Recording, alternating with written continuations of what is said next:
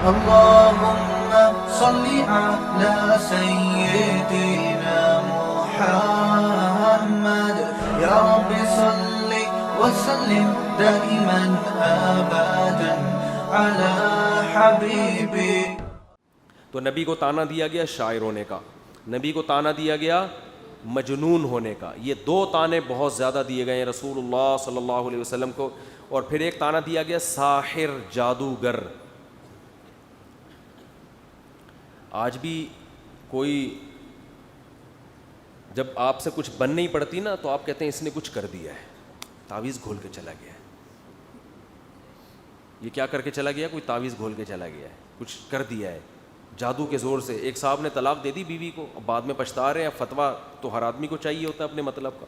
کہہ رہے ہیں یار مجھ پہ سحر ہو گیا تھا اس وقت, میں اپنے کنٹرول میں نہیں تھا, مجھے لگا مجھ پہ سحر ہو گیا تو میرے کنٹرول میں نہیں ہوتا. جو کنٹرول میں نہیں ہوتا تو پتہ ہی نہیں ہوتا منہ سے کیا نکلے, جب پتہ ہی نہیں ہوتا منہ سے کیا نکلے تو پھر طلاق نہیں ہوتی. تو میں نے کہا بھائی جان کنٹرول میں بھی تھے, صحیح ہے نا, کیونکہ اگر کسی پہ جادو ہوتا ہے تو صرف طلاق ہی کیوں نکل رہی ہے, الٹا کیوں نہیں لٹک گیا پھنکے سے جا کے؟ بھائی تو بندر کی طرح پھنکے سے لٹک جاتا جا کے, پھر ٹانگیں اوپر ہوتی, سر نیچے ہوتا, الٹی الٹی حرکتیں کر رہا ہوتا, آنکھیں تیری گردن پیچھے چلی گئی ہوتی, پھر تو طلاقیں نکالتا. ہم کہتے ہیں بھائی جادو ہوا ہے, صاف پتہ چل رہا ہے کیا ہے, سب چیزیں الٹی ہوئی ہوئی ہیں, سب چیزیں صحیح چل رہی ہیں. کھایا, چائے پی, ٹھیک ہے, تمیز سے بیٹھ کے چائے کیے, پان رکھا ہے منہ میں, بیگم سے جھگڑا ہوا, دھڑ دھڑ طلاق نکالی. یہ کیسز آتے ہیں ہمارے پاس. اب کیا کہہ رہا ہے یار پتہ نہیں میں اپنے خول میں ہی نہیں تھا اس وقت, پتہ نہیں مجھے ایک دم ایکچولی یہ ہوتا ہے ہمارے سامنے آتے ہیں کیس, ایکچولی پتہ نہیں مجھے ایک دم ہو گیا تھا, میں خود حیران ہوں, میں خود حیران ہوں. میں اس سے کہتا ہوں میں بالکل بھی حیران نہیں ہوں, میں بالکل بھی حیران نہیں, ٹھیک ہے, میں بالکل بھی حیران نہیں ہوں, کیونکہ سب اسی طرح چھوڑتے ہیں لمبی لمبی. آپ بھی وہی کام کر رہے ہو جو دوسرے کر رہے ہیں. اچھا یہ جو شرابیں پی کے طلاق دیتے ہیں نا, شراب پی کے بھی طلاق واقع ہو جاتی ہے. اس پہ بھی لوگ اعتراض کرتے ہیں کہ شراب پینے میں تو وہ اپنے اختیار میں ہوتا نہیں ہے, جب شراب پیو تو نشے میں ہے نا. اچھا کسی حدیث میں نہیں ہے کہ شراب پینے سے طلاق نہیں ہوتی, خوب سمجھ لو. بعض لوگ کہتے ہیں نا شراب پیو تو پھر وہ جو حدیث آتا ہے لا طلاق ولا عتاق فی اغلاق, کہ طلاق اس وقت نہیں ہوتی جب انسان کے دماغ میں تالے پڑ گئے ہوں. اس سے مراد ہے نیند کی حالت میں, یا مجنون اور دیوانہ ہو جائے, پاگل ہو جائے. یہ جو کہتے ہیں نا طلاق میں شراب میں انسان اتنا پاگل نہیں ہوتا کہ اسے یہی نہ پتا ہو کہ میں, تبھی دیکھو جو شراب پی کے طلاق دے رہے ہوتے ہیں نا وہ بیوی کو دیتے ہیں, ماں بہن کو کبھی نہیں دیتے طلاق. سمجھ رہے ہو, کبھی بھی اپنی والدہ کو یا بہن کو یا دوست کو نہیں دے رہے ہوتے تو میری بیوی ہے تجھے طلاق, کبھی نہیں ایسا کہہ رہے ہوتے. ان کو پتا ہوتا ہے اس کو دینی ہے. تو شراب ایک ایسی چیز ہے جس میں انسان شرعی احکام کا مکلف رہتا ہے.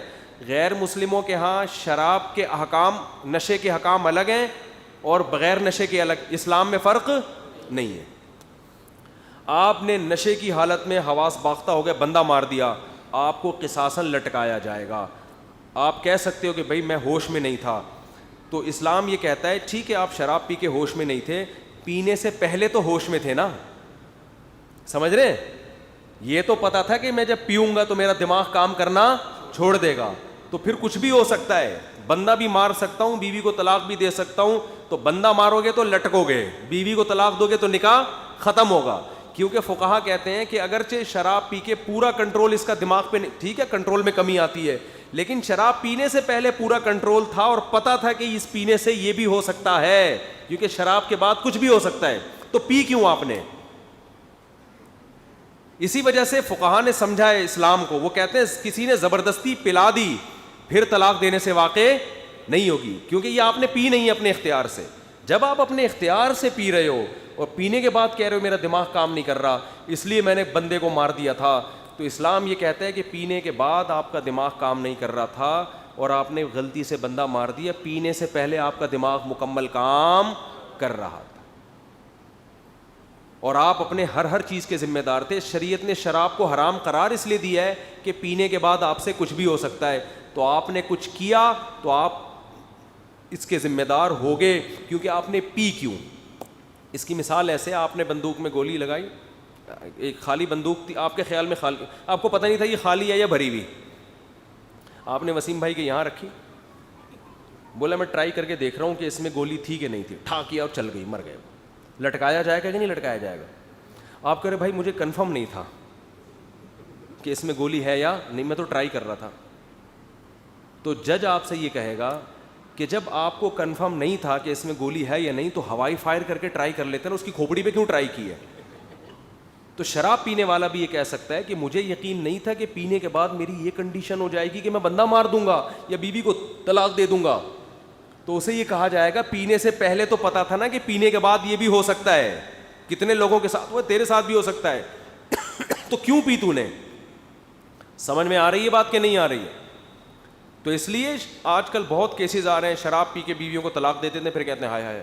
اس میں لوگ ایک اعتراض یہ بھی کرتے ہیں کہ پی اس نے ہے، سزا اس بیچاری کو مل رہی ہے. شراب پی اس نے ہے، طلاقوں کی سزا کس کو مل رہی ہے؟ بیوی کو مل رہی ہے. تو خوب سمجھ لیں کہ اسلامی احکام میں آپ کو فنٹر بننے کی اجازت نہیں ہے. اس شریعت نے طلاق کا مدار آپ کی زبان پہ رکھا ہے، بیوی کے قصوروار ہونے یا نہ ہونے پہ نہیں رکھا. اگر نہ پیوی ہو اور بیٹھے بیٹھے ویسے ہی بیوی کو دے دی ہو تو بھی تو بیوی کا کوئی قصور نہیں ہوتا نا. کیا خیال ہے بھائی؟ ایک آدمی ویسے ہی بیٹھے بیٹھے بیوی کو طلاق دو، گھر تو بیچاری کا برباد ہو گیا، تو اس کا کوئی قصور تھا اس میں؟ تو شریعت میں طلاق میں یہ نہیں دیکھا جاتا کہ بیوی کا قصور ہے یا نہیں ہے، شریعت میں دیکھا جاتا ہے آپ نے زبان سے لفظ ادا کیا ہے کہ نہیں کیا. قصور ہونا نہ ہونا یہ ایک الگ بحث ہے. قصور نہیں تھا تو پھر آپ کو ملامت کی جائے گی. اس کی مثال ہے جیسے بندوق کی گولی جب آپ کسی کے سر پہ رکھ کے چلا دیتے ہیں تو سامنے والے کا قصور ہو تو بھی مرے گا، قصور نہ ہو تو بھی مرے گا. تو اسلام میں ڈیورس ایسے ہی ہے کہ الفاظ ہیں جب آپ نے زبان سے نکال دیے تو بیوی کا قصور ہو تو بھی تینوں لگیں گی، نہیں ہو تو بھی لگیں گی. سمجھ رہے ہو؟ اب اس میں حکمتیں کیا ہیں یہ ابھی ٹاپک نہیں ہے. حکمتیں اس میں بڑی حکمت یہ ہے کہ یہ مرد کو یہ اختیار دیا گیا ہے کہ وہ اپنی مرضی سے نکاح ختم کر سکتا ہے اپنی زبان سے الفاظ ادا کر کے.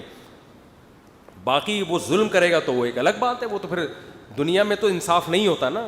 آپ اپنے اختیارات کا غلط استعمال کر رہے ہو تو اس پہ سزا ملے گی. تبھی حضرت عمر کے پاس کوئی طلاق دے کے آتا نا دھڑ دھڑ تو پہلے کوڑے لگاتے تھے اس کے، لیکن بیوی کو کہتے تھے الگ ہو جاؤ.